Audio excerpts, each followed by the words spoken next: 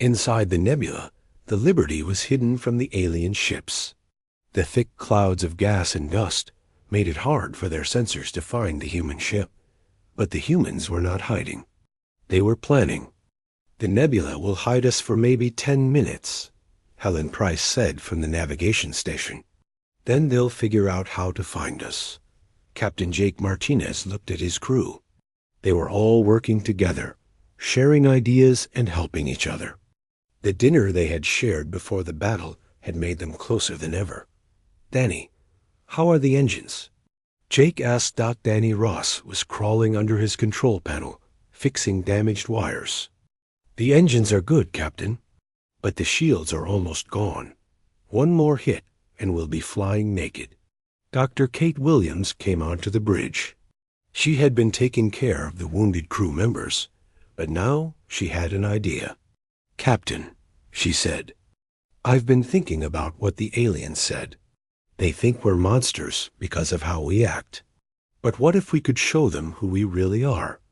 Jake looked at her with interest. "What do you mean, Kate?" "They're afraid of us because they don't understand us," Kate explained.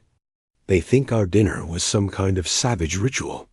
But what if we could show them it was really about love and friendship?" Amy Chun turned from her communication station.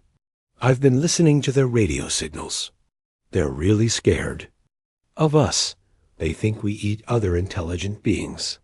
Lisa Ford laughed, but it was a sad laugh. "That's crazy. We were just eating Tony's cooking." "Wait," said Security Chief Rick Stone. "Maybe that's exactly what we need to show them." The alien ships were moving through the nebula now, searching for the Liberty. Admiral Vextar was getting frustrated. His sensors could not find the human ship, and he was starting to worry that they had escaped.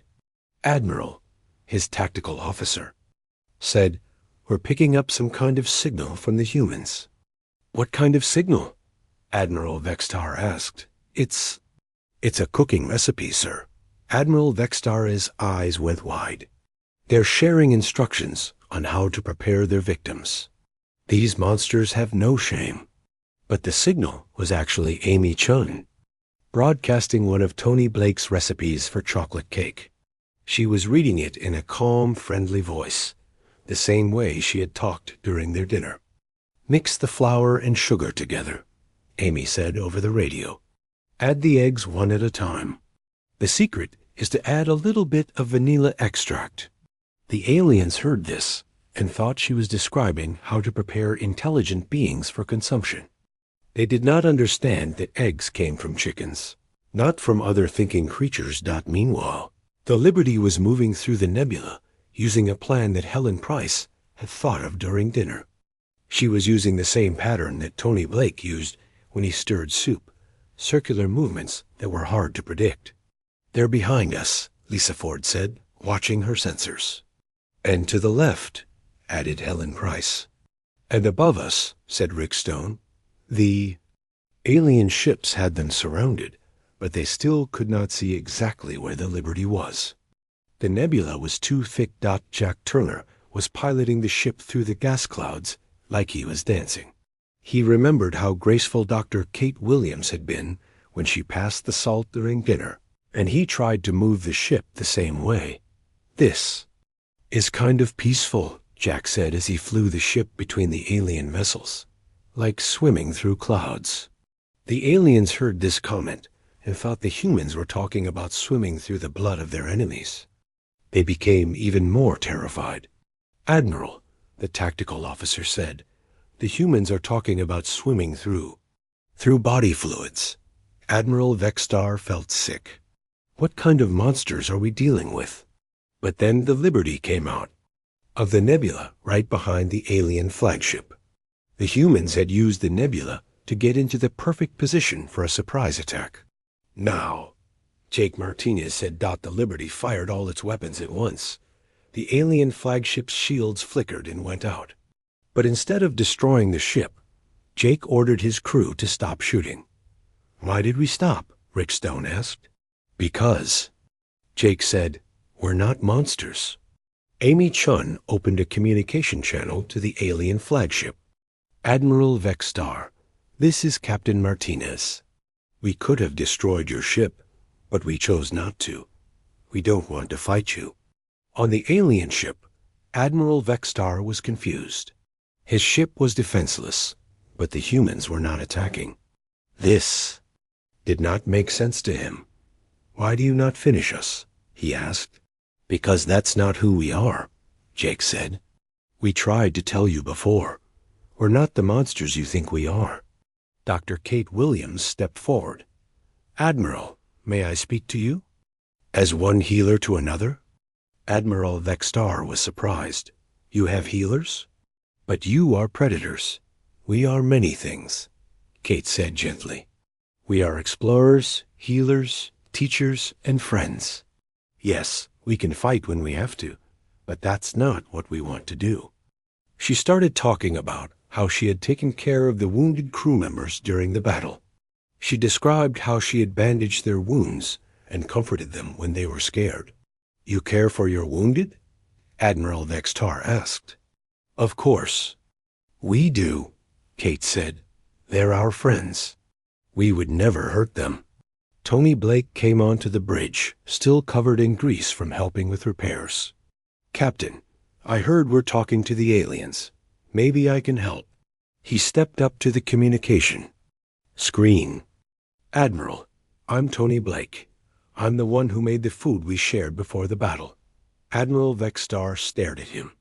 "You are the one who prepared the flesh for consumption." Tony looked confused. "Flesh? Oh, you mean the chicken? That wasn't." "Admiral, do you think we ate people?"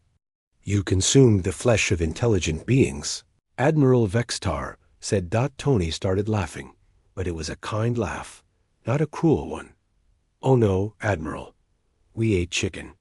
Chickens are birds, not intelligent beings. They're animals we raise for food. Like like plants, but they move around." He started explaining about farming and how humans raised animals for food. He talked about how they grew vegetables in gardens and cooked them into meals. "The eggs in my cake recipe," Tony said, "they come from chickens. The chickens lay them naturally. No one gets hurt." Admiral Vextar was quiet for a long time. His officers were whispering to each other, trying to understand what they had just heard. "You do not consume intelligent beings?" Admiral Vextar asked slowly. "Never," Jake Martinez said firmly. "We would never do that. We were just friends, sharing a meal together before we thought we might die." "But you laughed," Admiral Vextar said. "You showed joy." Danny Ross spoke up from the engine room over the intercom. "We laughed because we were nervous, and because we were with people we care about. Humans laugh when they're happy, but also when they're scared or sad. It's just something we do." "And the spilled liquid?" Admiral Vextar asked. Lisa Ford smiled. "That was just me being clumsy. I spilled my coffee because I was surprised. See you. Coffee is a drink we make from plants. It helps us stay awake." Admiral Vextar felt his world changing. Everything he had thought about the humans was wrong. They were not monsters. They were just different. "We have made a terrible mistake," he said quietly. The first alien weapon fired a bright blue beam of energy that hit the Liberty's shields. The whole ship shook, but the crew barely seemed to notice. They were still calm from their shared meal, working together like they had been friends for years. "Shields at 80%, reported Security Chief Rick Stone from his station. He said it like he was talking about the weather, not like they were under attack. Captain Jake Martinez sat in his command chair, still holding the coffee cup he had brought from the dining hall. "Return fire," he said calmly. "Let's see what they can do." The Liberty's weapons fired back at the alien ships. The beam hit one of the smaller vessels and made it spin away from the others. But there were still 5 more ships, and they were all shooting now. On the alien flagship, Admiral Vextar watched in amazement as the humans fought back. He had expected them to panic or surrender, but instead They seemed almost relaxed. "Admiral," said his tactical officer, "the humans are not fighting like any species we have seen before. They are too calm." Admiral Vexstar watched as the human captain sipped his drink while giving orders. "They are predators who have no fear. This makes them even more dangerous." Amy Chun was still at her communication station, sending reports to the other crew members throughout the ship. But she was also still talking about the meal they had just shared. "Danny, did you try Tony's chocolate cake?" she asked over the intercom while typing commands into her computer. "It was amazing. I wish I had gotten a second piece." Danny Ross was in the engine room, working to keep the ship's power running while the aliens attacked them. "I know," he said back to Amy. "Tony really outdid himself. That chicken was perfect, too." The aliens listening to these communications became more and more horrified. They heard the humans talking about consuming flesh while under attack. To them, it sounded like the humans were so used to violence that they could discuss their savage meals even during battle. "They speak of consuming flesh even now," Admiral Vexstar said to his officers. "They are truly monsters." Another alien weapon hit the Liberty, this time stronger than before. The lights flickered, and some of the crew had to grab onto their stations to keep from falling. "Shields at 60%, Rick Stone reported. He was checking his weapon systems while talking to Helen Price about the navigation routes she had plotted during dinner. "Helen, if we need to make a quick escape, can you get us to that nebula you mentioned?" Rick asked while firing the ships. "Weapons at the alien fleet." Helen Price was at the navigation station, calculating the best ways to move the ship during the battle. "Sure thing, Rick. But first, let's see if we can teach these aliens some manners." She moved the ship in a pattern that no one expected. The Liberty spun and dived between the alien ships like a dancer, making it hard for them to hit it with their weapons. Pilot Jack Turner was helping Helen with the flying. He was the best pilot in the fleet, and he made the ship move like it was alive. "This reminds me of flying through that asteroid field last month," he said with a smile. Except the asteroids weren't shooting back. The aliens could not understand how the humans could joke and laugh while fighting for their lives. Every other species they had fought became desperate and made mistakes when they were losing. But the humans seemed to get better at fighting. The more danger they were in. Dr. Kate Williams was in the medical bay, taking care of crew members who had been hurt when the ship shook from the alien attacks. But she was also talking to them about the dinner they had shared. "That was nice, wasn't it?" she said to a crew member while bandaging his arm. "It reminded me of family dinners back on Earth." The crew member smiled, even though he was in pain. "Yeah, Doc, it felt like home." Admiral Vexstar heard this conversation too. To him, it sounded like the humans were talking about eating with their family members, which he thought meant they ate their own kind. They consumed their own families. He said in horror, "What kind of monsters are we fighting?" His second in command looked sick. "Admiral, maybe we should retreat. These creatures are too dangerous to fight." But Admiral Vexstar shook his head. "No, if we let them live, they will spread across the galaxy and destroy all peaceful life. We must stop them here." The battle continued to get worse. More alien ships arrived, making it 8 against 1. The Liberty's shields were getting weaker, and some of the ship's systems were starting to fail. "Shields at 30%, Rick Stone reported.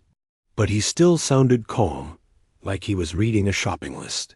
"Tony," Amy Chun called over the intercom, "when we get out of this, will you make that cake again? I really want another piece." Tony Blake was in the kitchen, but he wasn't cooking anymore. He was helping with repairs, using his strong hands to fix broken pipes and wires. "Of course, Amy, I'll make 2 cakes next time."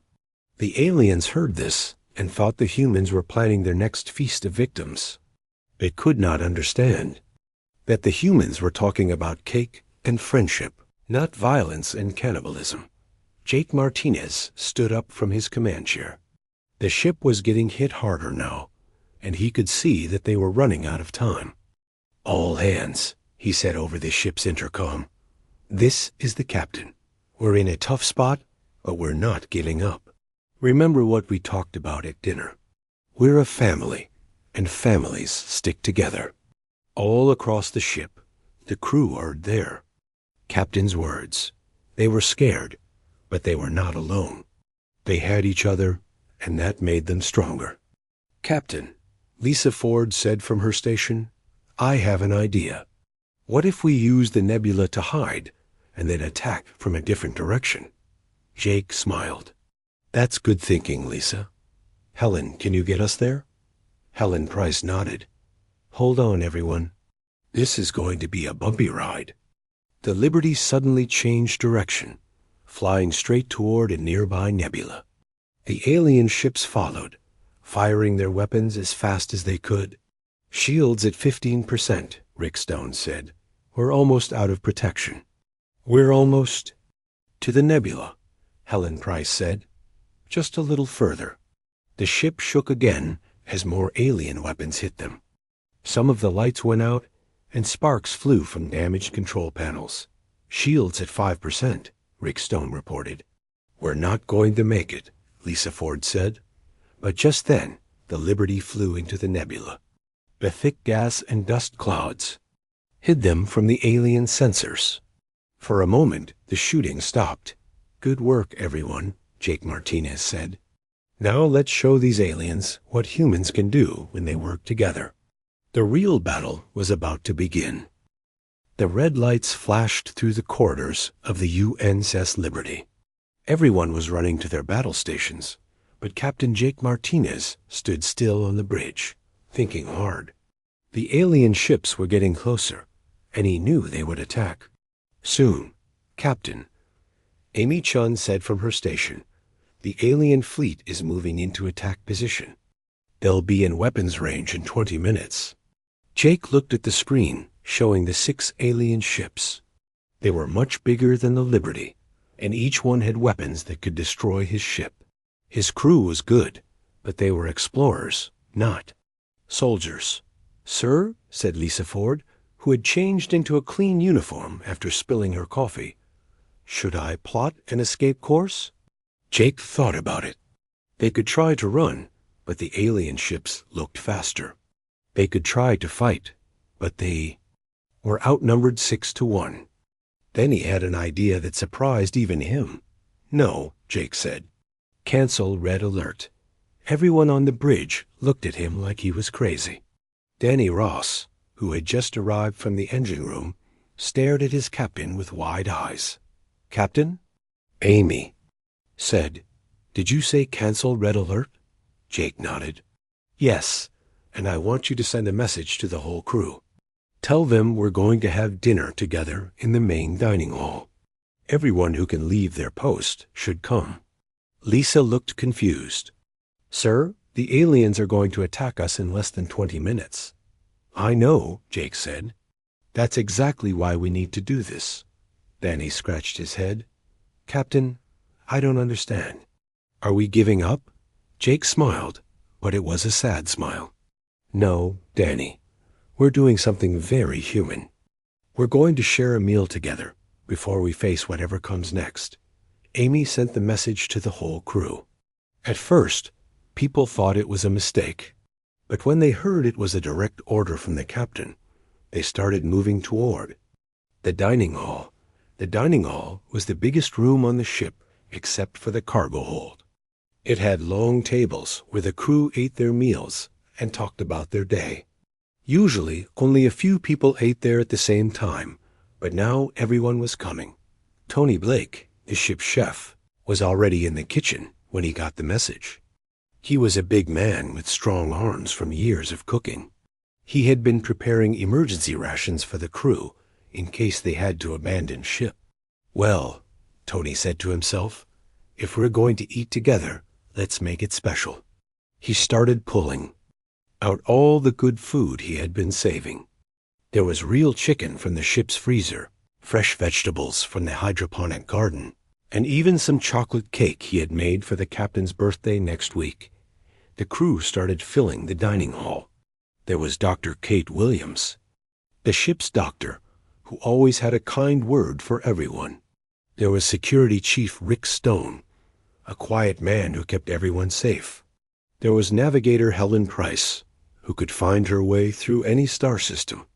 There was Pilot Jack Turner, who could fly the ship through an asteroid field with his eyes closed as they sat down at the long tables. The crew started talking quietly. Some people looked scared. Others looked sad. But slowly, they started sharing stories about their homes on Earth, their families, their dreams. Meanwhile, the alien ships were watching everything. Admiral Vexstar sat in his command chair, looking at the screens that showed the inside of the human ship. He had expected the humans to prepare weapons or try to run away. Instead, they were gathering in one room. "Admiral," said his second-in-command, "the humans are performing some kind of ritual." Admiral Vexstar watched as the humans sat down at tables. "They are preparing for their final feast before battle. These creatures are even more savage than we thought." On the Liberty, Tony Blake started bringing out the food. He had cooked everything perfectly.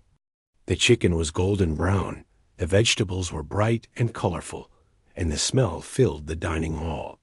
"This is beautiful, Tony," said Dr. Kate Williams as she looked at the feast. "You've outdone yourself." Tony smiled, but his eyes were sad. "Well, if this is our last meal together, I wanted it to be special." Captain Jake Martinez stood up at the head of the table. The room got quiet as everyone looked at him. "I know you're all wondering why we're here instead of preparing for battle," Jake said. "The truth is, we might not win this fight. The aliens think we're monsters, and they're going to try to destroy us." The room was very quiet. Some people looked down at their plates. But Jake continued, "Before we face whatever comes next, I want us to remember who we are. We're not monsters. We're human beings who care about each other. We're friends who have traveled the stars together." He picked up his glass of water. "So let's eat this meal together. Let's talk and laugh and remember all the good times we've had. Let's be human for a little while longer." Dr. Kate Williams stood up with her glass. "To the best crew in the galaxy," she said. Everyone raised their glasses. "To the best crew in the galaxy," they all said together as they started eating. The mood in the room began to change. People started telling funny stories about their adventures. Danny Ross talked about the time he fixed the engine with nothing but spare parts and determination. Lisa Ford laughed about getting lost in a nebula and finding a beautiful new star. Instead, on the alien ships, Admiral Vexstar watched in horror. The humans were eating what looked like cooked flesh. They were laughing and making toasts. To him, it looked like they were celebrating their victories over other creatures. "Look at them," Admiral Vexstar said to his officers. "They feast on the flesh of their enemies and laugh about their kills. They are the most savage predators in the galaxy." His second-in-command looked at the screen with disgust. "Admiral, how can creatures like this exist?" "I don't know," Admiral Vexstar said. "But we must destroy them before they spread their evil to other worlds." Back on the Liberty, the crew was finishing their meal. People were smiling now, remembering why they had become friends in the first place. They talked about their families back on Earth, their hopes for the future, their dreams of finding new worlds. Captain Jake Martinez looked around the table at his crew. These were good people, brave people. They didn't deserve to die because of a misunderstanding. "Captain," Amy Chun said softly, "it's time. The alien ships are moving into attack position." Jake nodded. He stood up and looked at his crew one more time. "Thank you all for sharing this meal with me. Now let's go show these aliens what humans are really made of." As the crew left the dining hall to return to their stations, they were no longer scared. They were still together, still a team, still friends. The shared meal had reminded them who they were and what they were fighting for. The battle was about to begin, but the humans were ready. The stars looked cold and distant through the bridge windows of the UNS Liberty. Captain Jake Martinez stood with his hands behind his back, watching the empty space around them.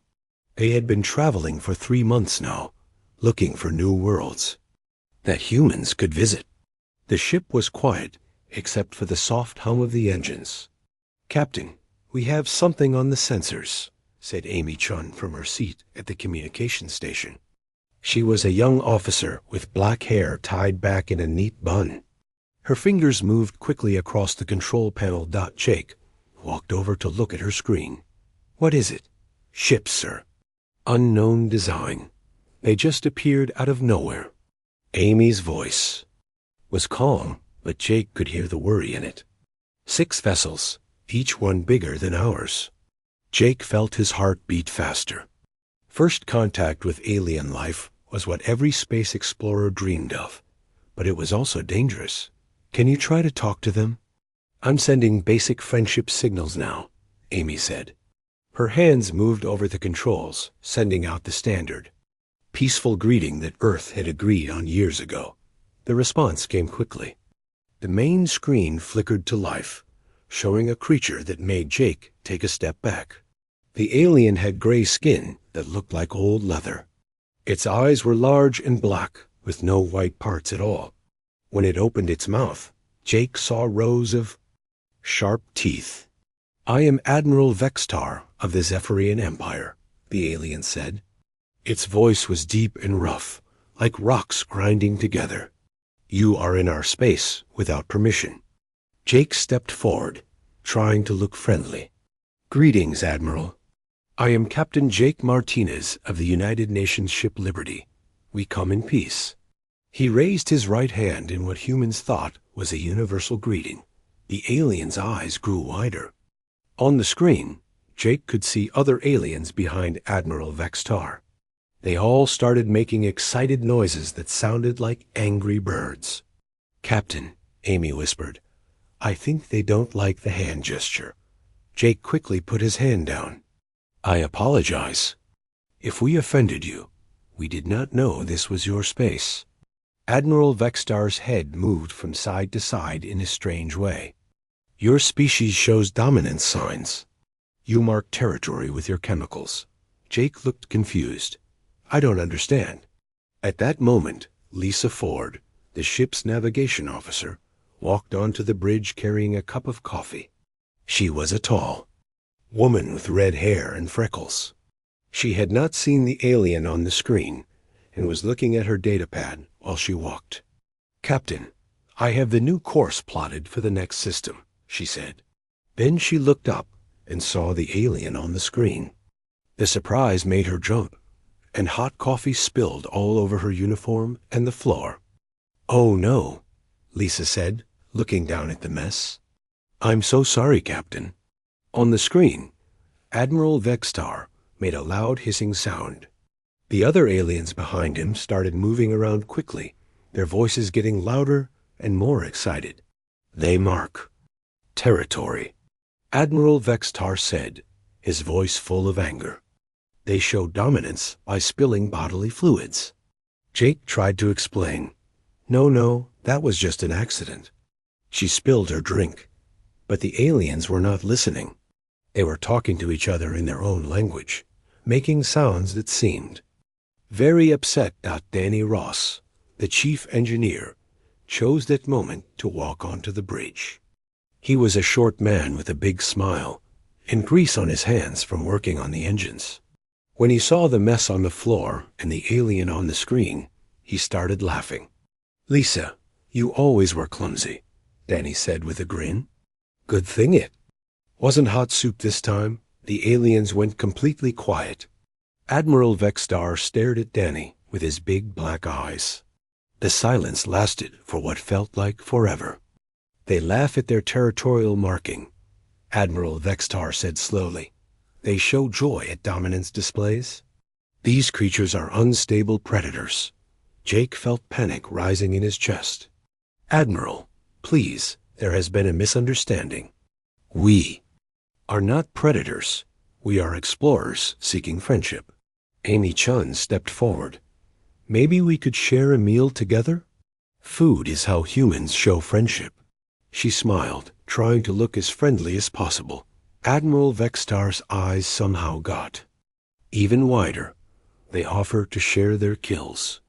They mock us by showing their feeding habits. No, Jake said. That's not what she meant at all. But the alien had already turned to talk to someone off-screen. Jake could hear him speaking in his own language, his voice getting louder and more angry. When Admiral Vextar turned back to face them, his expression was cold and hard. Human creatures, you have shown your true nature. You are a danger to all peaceful species in the galaxy. Jake felt his mouth go dry. Admiral, please listen to us. We can explain everything. There is nothing to explain. You mark territory. You show dominance. You laugh at violence. And you mock other species by offering to share your kills with them.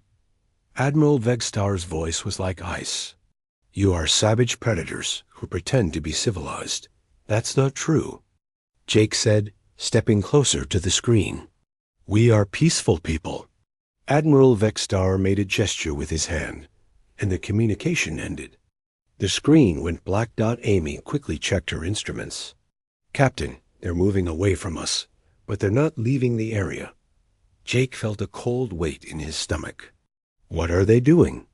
It looks like they're taking positions around us, Amy said, like they're getting ready to attack.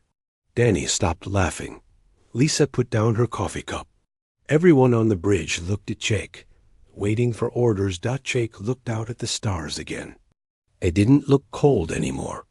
They looked like the eyes of predators, watching and waiting.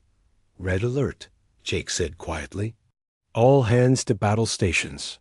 The peaceful exploration mission had just become a fight for survival, and Jake had no idea how it had all gone so wrong so fast.